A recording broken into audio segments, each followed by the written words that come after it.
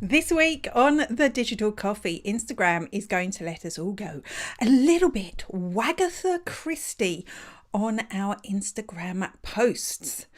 Twitter, or X, is going to help you grow your email list. And on Meta, you can opt out of AI. Well, you kinda can. All that and more after this.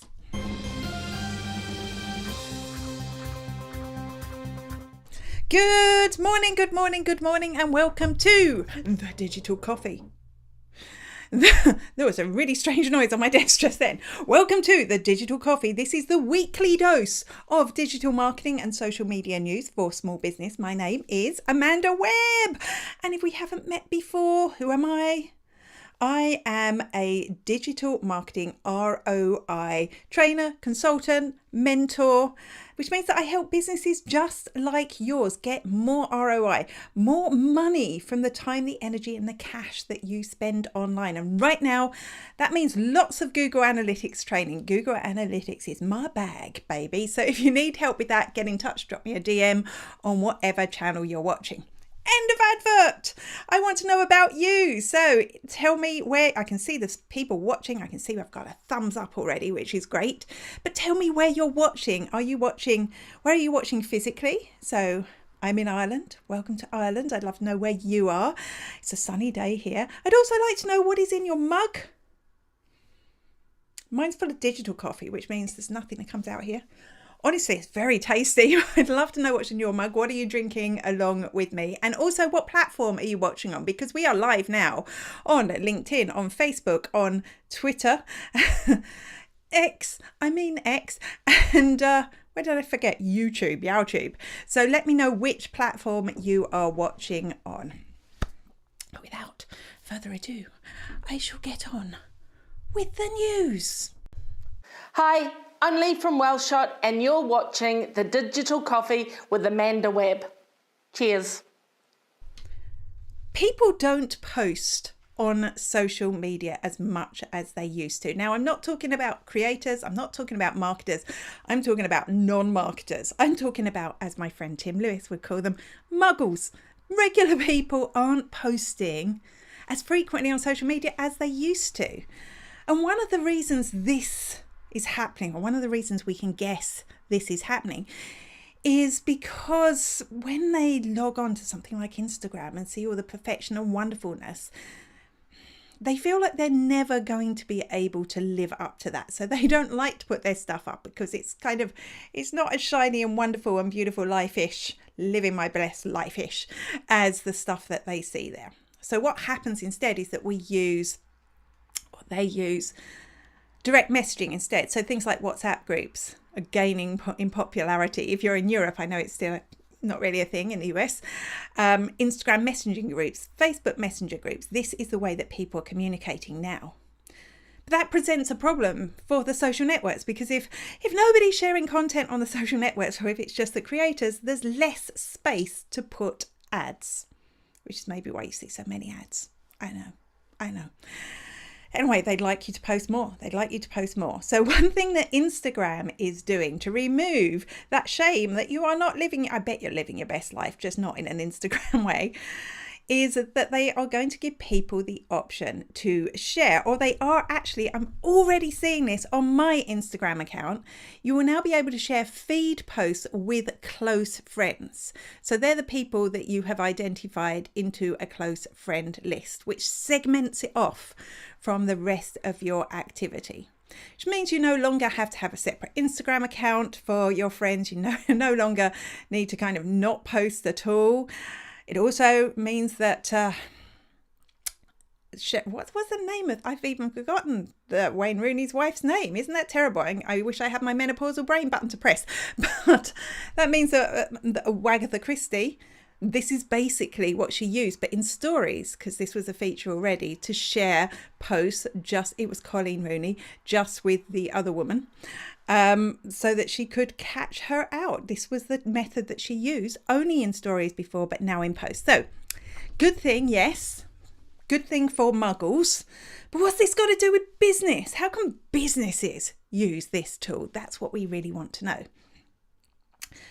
Well, think about it. Instead of close friends, what about best customers or best advocates, or I think as Mark Schaefer would call it, your alpha list, the best advocates for your business.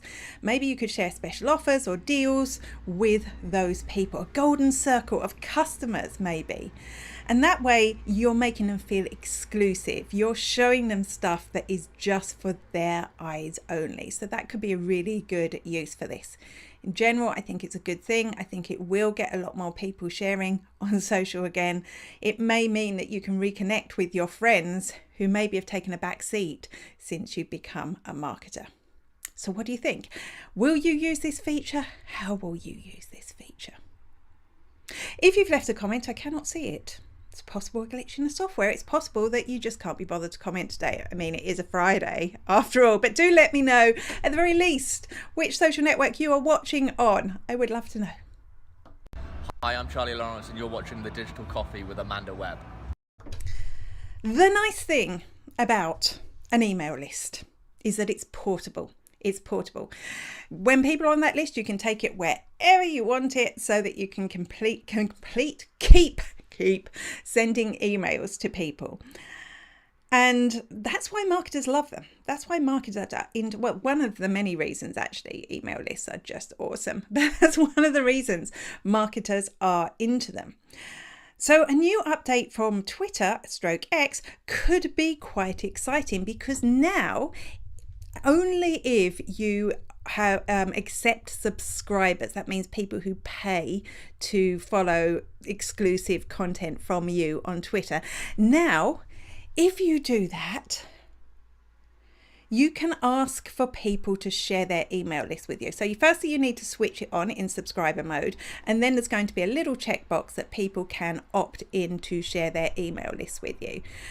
You know, I'm not a GDPR expert, as many of you know, but it looks okay to me, the actual opt-in box. I'm not showing you here because it was so dark, there's no way you'd be able to see it. But it looks like a good solution. And this could be really crucial. This could get way more people going into subscriber mode, because of course, if people subscribe to your content, they're your top fans already. So when they subscribe to your email list, they're going to be more in the mode to buy, and actually people are more likely to buy via an email than they are via social. So this could be really special. This could encourage more people to go into subscriber mode and get people to subscribe, which will give Elon Musk a cut of that, which means hopefully Twitter will survive. Hopefully Twitter /X. What do you call it, Twitter or X? I just don't know anymore. Hello, this is Rob Charles, the voice of Mike on Forever FM on Peter Kay's Car Share. BAFTA award winning, I've got to say, but I've not seen the BAFTA yet. Anyway, you're watching The Digital Coffee with Amanda Webb. Enjoy. I'm on tea. Shh. Tell me this. Are you happy for your personal information to be used to train AI? Now, if that sentence made absolutely no sense to you, basically, tools like ChatGPT are trained on large amounts of data. In ChatGPT's case, that has been the whole internet up until a certain point in time. So it takes all that data to assimilate and work out how it can speak properly to us. That's its basis. And that's also why ChatGPT can't tell you what's happening today, because it's based on historic data up to a point. Meta has its own version of AI. It's called Llama, or Llama 2 at this stage, with a weird configuration of 2 capital L's and a small a and something else going on as well. Llama, and they are giving you the option to opt out of using your personal data for training. Now, that doesn't mean anything to do with Meta content. In fact, Meta are saying that posts on Instagram and Facebook aren't part of the learning model at the moment. They're using large data sets from elsewhere, like the internet. But on those channels, for example, if you leave a comment on a blog post, or if you left a comment on a messenger board, or if you published a blog post in your name, that's your personal information going out there. And of course, that's being sucked in by the machine and added to their AI model. Now, again, I'm not an expert in these areas. Doesn't seem like there's an awful lot that they could do with my name, but obviously if they're getting other stuff like dates of birth and mother's maiden name and stuff, we all know that's a little bit dodge. Still, I'm not sure what the AI is going to do with it. But importantly, you can opt out. Meta is giving you a way to opt out of this AI. It will allow you, it's a form you have to fill in. It's a form. It's not an obvious form to fill in. You have to go find it. I will put a link if you're watching on my Facebook page or LinkedIn or YouTube. I'll put a link to it after we finish the show. But what you will be able to do is you'll give you the option to access, so find out what personal data they have, alter or delete any personal data that they're using in their machine learning models. So this can only be a good thing. I know there are going to be many court cases. A lot of lawyers are going to get rich in the future based on AI because of the stuff that we are feeding into these models and copyright issues and stuff. So this is just the beginning. Am I going to opt out? Well, I'm kind of interested to see what personal data they do have on me, because if it's anything beyond my name and my business and all that stuff that actually I kind of want them to know, maybe I do want to opt out. I can see we've got Ray here, so comments are working somewhere at least. There's loads of you watching, like loads. So tell me where you're watching. We have Ray over on Facebook. It's hot today. Drinks are ice-based. Yeah, apparently Google told me it is going to be 29 degrees in Athy in County Kildare, which is where I live. There's some data for you, Facebook. 29 degrees today. It's not at the moment. I'm going to go out in the morning, and after when it gets into the afternoon, it gets that hot. I think I'm going to work back inside again. But you got to love the sun when you're here. So ice drinks all the way. I will be drinking a full-fledged caffeinated hot coffee as soon as this show is done, though, because it's Friday. I'm a little bit tired. You're watching The Digital Coffee with Amanda Webb. Instagram really want you to engage on the platform. You might remember, if you were watching last week, that they are allowing you to share comments from your posts and from your reels into stories in order to get more comments, more engagement, because the more you see comments, the more engagement you get. But now they're trying something else. Yes, they are trying. Some people are seeing this already. I wish I could see the button I've got to press. Here it is. People are seeing that when they share posts to stories, they're getting a call to action here to add an engagement sticker to that post. Now, this is good. I think this is good. I love engagement stickers. One of the reasons I love engagement stickers is it's a way to see if the people that actually see your stories are actually paying attention to them or if they're just clicking on by. So being the geeky measurement person that I am, I like to work out the ratio between the number of people who see the post and the number of people who would click on a poll option, for example. So this is a really good tactic. But what surprises me is that both of these updates are about sharing posts to stories, which is something that in the past Instagram haven't been into at all. They don't like it. They don't want you to do it. They said they were going to give you an algorithm opposite of a bump if you did it.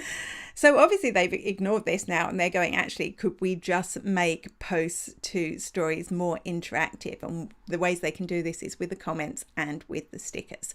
I think this is a good update. I'm not seeing it yet, but I will look forward to using it. I am kind of addicted to adding those little selfie stickers though. Anyone else? Anyone else? Hi, I'm Kyra Fingleton from Glamping Under the Stars, and you're watching The Digital Coffee with Amanda Webb. It's like Reddit suddenly realised that they wanted to make money. They did a few kind of like things that didn't go down too well with their community first. They took a couple of notes from Elon Musk's book. I feel like I've mentioned him a lot now. I feel like I should press the bell.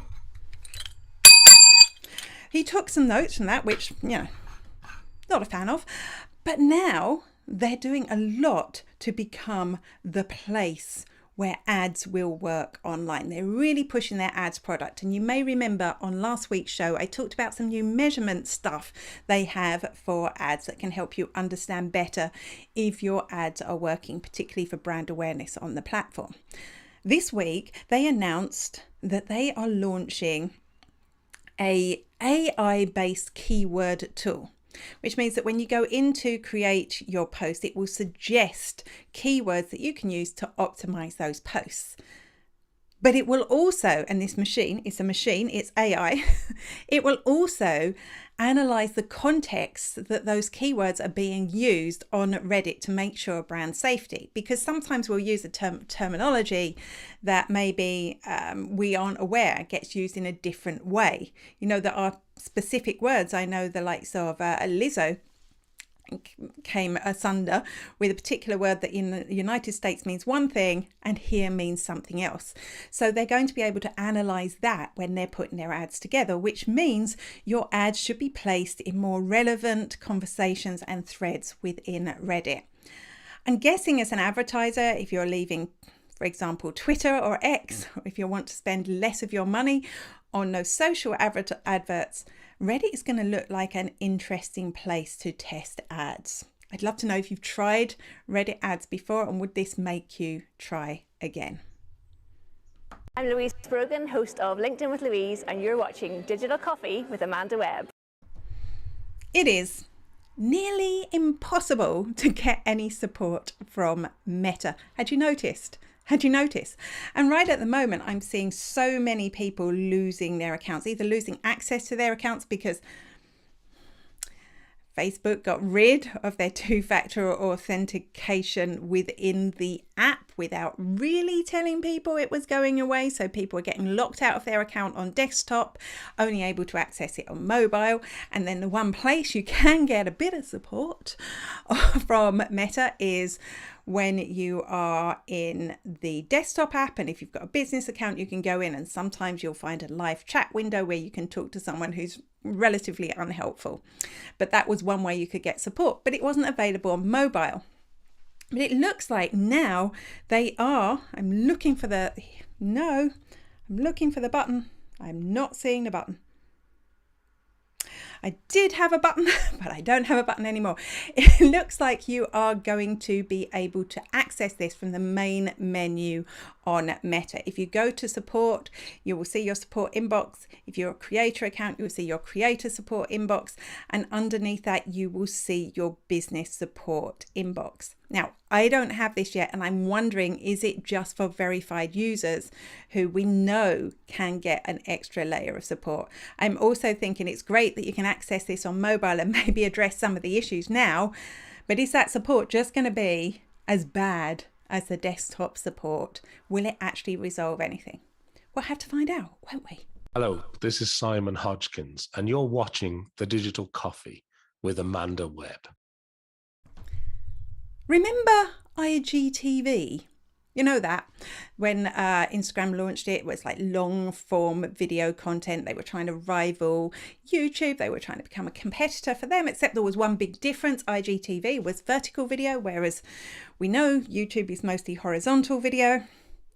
Didn't really take off. In fact, after a while, they kind of got rid of it and just meant that you can upload longer videos in the feed. But now, maybe they're having a rethink because their vertical, short form vertical videos, Reels, are not so short form anymore. They are experimenting with uploading up to 10 minutes or creating an up to 10 minutes Reels, 10-minute long. That's not hard to say. 10-minute long Reels, which actually matches what you can create on TikTok. Well, on TikTok, you can't create it in app, but you can upload videos that are up to 10 minutes long. So it matches that, which means, of course, more repurposing potential. If you're creating something for TikTok, you can also share it on Instagram. But the big question is, just because you can upload or create a longer reel, should you? Every time we talk about content getting longer, I have this conversation. Yes, if you're creating an amazing 10-minute long video, people will stay and watch for 10 minutes. But that is rare. If you're just banging on about something, people will get bored and they'll move on to something else. So a video should be as long as it should be to keep people interested. So if that's 10 minutes, that's great. It's great for tutorials. You won't need to cut them up. but don't just go to 10 minutes because you have to. That is the end of my lecture. It's actually the end of the show as well. So if you've been commenting somewhere and I haven't seen you, that's fine. I will catch up with you. Thanks for Roy for letting me know that we are alive and well. I can see lots of you watching. I can see lots of likes as well. So something is happening somewhere. It's been wonderful to join you. There is no extra shot on LinkedIn this week. And if you're not sure what the extra shot is, that is a podcast that we record live on LinkedIn every Friday. But my co-host, Making, is away in Utrecht creating FOMO as chief FOMO creator for the Martech Festival of Email. It's got two names. It confuses me. But she's doing a great job. You should follow her on Twitter. Like, that conference looks amazing. Apart from the event itself, there's nice beer in Utrecht. So next time I'm definitely going to have to go. We will still be putting the podcast out because we're pre-recording, and we will be back online next Friday. So hope we'll see you there. If I don't see you there, I will be here, same bat time, same bat place next week. Until then, bye-bye.